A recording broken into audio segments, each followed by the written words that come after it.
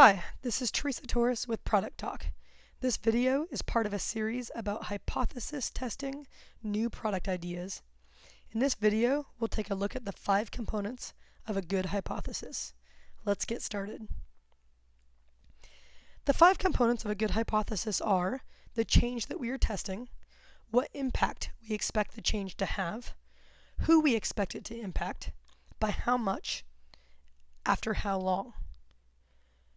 Most people understand what change they are making. For example, we're testing a new design, we're adding new copy to a landing page, or we're rolling out a new feature. But we don't always have a clear idea of why we are making this change. If we want to run a good experiment, we need to have a clear idea of what impact we expect our change to have. For example, will it reduce response time, increase conversions, or increase signups? The expected impact needs to be specific and measurable. For example, an increase in usability is not specific enough. How will you know if your change increased usability? How will you measure it? Will it reduce page load times, increase conversion rates, increase user satisfaction? These are things that you can measure. Similarly, many hypotheses claim that the desired change will increase user engagement. This is not specific enough. How will you measure engagement? Will it increase the user's time on site, or the number of return visits, or the number of people who open emails? It's important to get specific with your impact. The third component of a good hypothesis is who will be impacted by this change. Too often, we assume everyone, but this is rarely the case. Suppose you are working on a landing page that converts at 15%, and you are trying to increase this number. When you make a change, you aren't targeting everyone with the change. You are targeting the people who are currently not converting. This might seem obvious, but it's an important distinction. You need to think through why people might not be converting and target your changes to each specific population. Suppose you have 2 different ideas for how you might improve conversion rates. One idea is targeted towards people who are currently using a competitor's product, and the other idea is targeted towards people who are doing nothing at all. Each change needs its own hypothesis, and each should be tested against its respective audience. If the people who are using a competitor's product don't respond well to the change targeted to people who are using nothing, you don't have to care. That change wasn't intended for them. Be specific about who you are targeting with each change and make sure you are running your experiment with just that audience. The fourth component is by how much. Here we are referring to impact. If you are hypothesizing that your change will increase conversion rates, then you need to estimate by how much. This can be hard to do and is often a guess. However, you still want to do it. It serves 2 purposes. First, it helps you draw a line in the sand.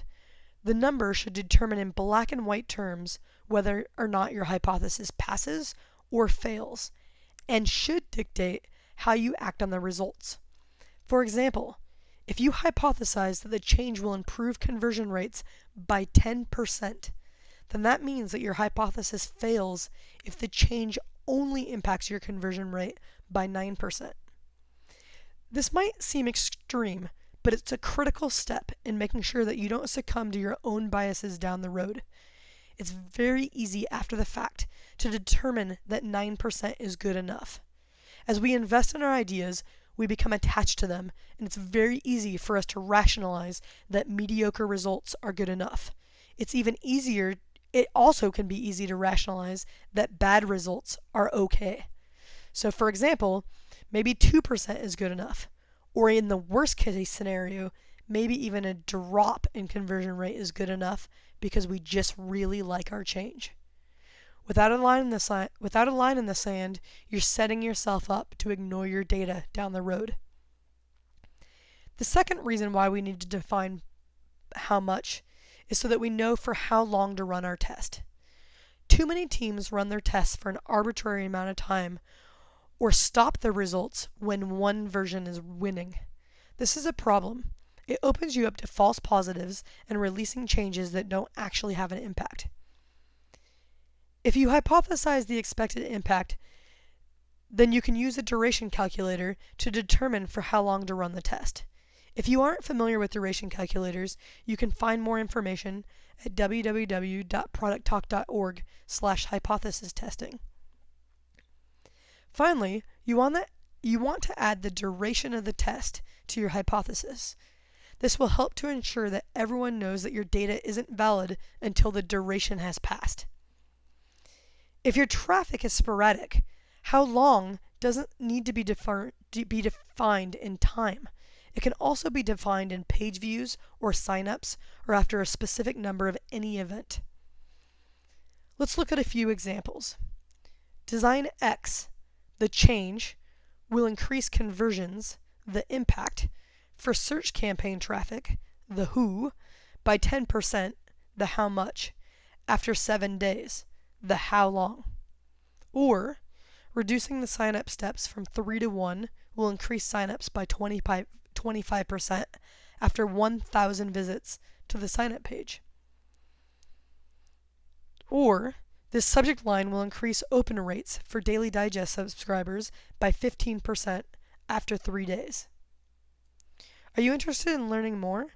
Please visit www.producttalk.org/hypothesis testing.